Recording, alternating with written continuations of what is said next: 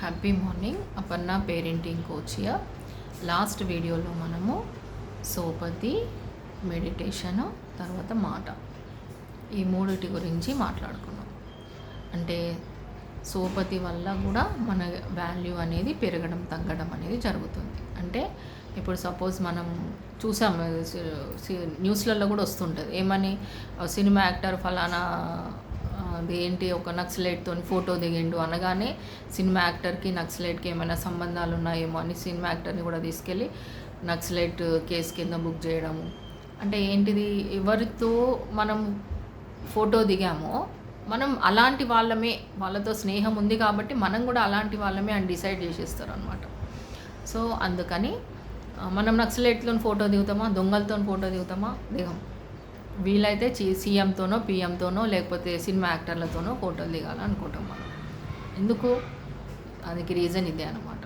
అంటే ఎవరితో ఉంటే అలాంటి వాళ్ళమే అని మనని అనుకుంటారు, అలాంటి వాల్యూవే మనకి ఇస్తారు. కాబట్టి సోపతి అనేది ముఖ్యం, అలాగే మెడిటేషన్ అనేది ముఖ్యం అనేది తెలుసుకున్నాము. అలాగే మాట అనేది ఒక సామెత ఉందండి. మాటలు కోటలు దాటుతాయి కానీ కాలు గడప దాటదు అని ఒక సామెత ఉంది.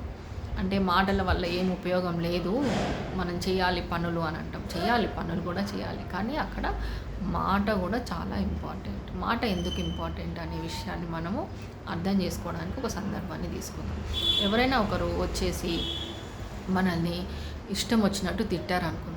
తిట్టడం అంటే ఏంటి మనకు తెలుసు కదా. తిట్టడం అంటే నెగిటివ్ వర్డ్స్ యూజ్ చేయడం. అంటే ఒరే విధవా, ఒరే అవులే, లేకపోతే ఇట్లా ఇంకేదైనా, ఎందుకు పనికి వస్తావు, నువ్వు ఎందుకు పనికిరావు, అట్లా ఇట్లా అని మాటలు అన్నారనుకోండి. అప్పుడు మన లోపల ఎలాంటి థాట్స్ వస్తాయి, ఎలాంటి ఫీలింగ్స్ వస్తాయి ఒక్కసారి ఆలోచించుకొని గుర్తు తెచ్చుకుందాం. అలాగే ఎవరైనా మనని మెచ్చుకున్నారనుకుందాం. అరే చాలా గ్రేట్ రా, నువ్వు దగ్గర చాలా టాలెంట్ ఉంది, నువ్వు చాలా మహనీయుడిరా అని ఎవరైనా మనని మెచ్చుకున్నారనుకుందాం. అప్పుడు మనలో ఫీలింగ్స్ ఎలా ఉంటాయి అంటే, మాటలతోని నెగిటివ్ మాట్లాడడం వల్ల ఏమైంది, మనలో కోపము, ఆవేశము, ఉద్రిక్తత ఇవన్నీ వచ్చినాయి. అంటే అవన్నీ మనం బయటికి వ్యక్తం చేస్తామా చెయ్యమా అనేది కూడా మన మీద డిపెండ్ అయి ఉంటుంది. అంటే కానీ వాళ్ళ మాటల ద్వారా మనకి నెగిటివ్ మాట్లాడి నెగిటివ్ ఎనర్జీని ట్రాన్స్ఫార్మ్ చేశారు. దాంట్లో మనకు ఆ కోపము, ఆవేశము ఇవన్నీ వచ్చినాయి. అంటే ఒక మాట ద్వారా, నెగిటివ్ మాట ద్వారా నెగిటివ్ ఎనర్జీ ట్రాన్స్ఫార్మ్ అవుతుంది అనేది మనకు అర్థమవుతుంది. ఎందుకంటే అక్కడి నుంచి మనకి ఇక్కడికి వచ్చేసింది ఆ ఎనర్జీ అనేది, ఆ కోపము, ఆవేశం అవన్నీ వచ్చేసినాయి మనకి. అంటే వాళ్ళ లోపల ఉన్న నెగిటివ్ ఎనర్జీ మనకు వచ్చేసింది. అలాగే మెచ్చుకున్నప్పుడు ఏమవుతుంది, వాళ్ళలో ఉన్న పాజిటివ్ ఎనర్జీ మనకు వచ్చి చాలా మంచి ఫీలింగ్ అని వస్తుంది, హ్యాపీనెస్ ఫీలింగ్ వస్తుంది, సంతోషకరంగా ఆనందంగా ఫీల్ అవుతాం మనం.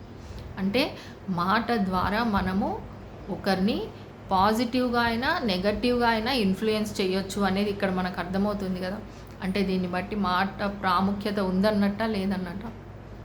ఎవరితోనైనా మనకు సంబంధాలు బాగాలేవన్నా కూడా మెయిన్గా వచ్చే ఎక్కడొస్తుంది, మాటతోనే వస్తుంది. వాళ్ళు ఇలా అన్నారు, వీళ్ళు అలా అన్నారు, అందుకే నేను వాళ్ళతో మాట్లాడట్లేదు, వీళ్ళు ఇలా అన్నారు అందుకే నేను వీళ్ళతో మాట్లాడట్లేదు అని మాట దగ్గరనే అన్నీ వస్తాయండి.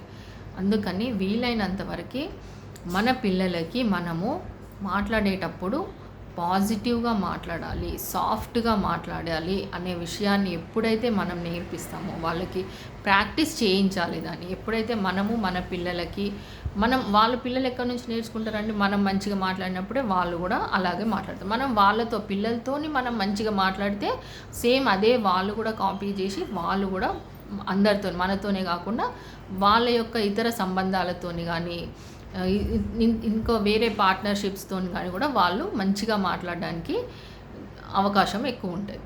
అందుకని మనం మంచిగా మాట్లాడుతూ పిల్లల్ని కూడా సాఫ్ట్ అండ్ పాజిటివ్గా మాట్లాడేటట్టు ఎంకరేజ్ చేయాలి. థ్యాంక్ యూ అండి. ఇలాంటి మరిన్ని వీడియోస్ కోసం మా ఛానల్ని సబ్స్క్రైబ్ చేసుకోండి.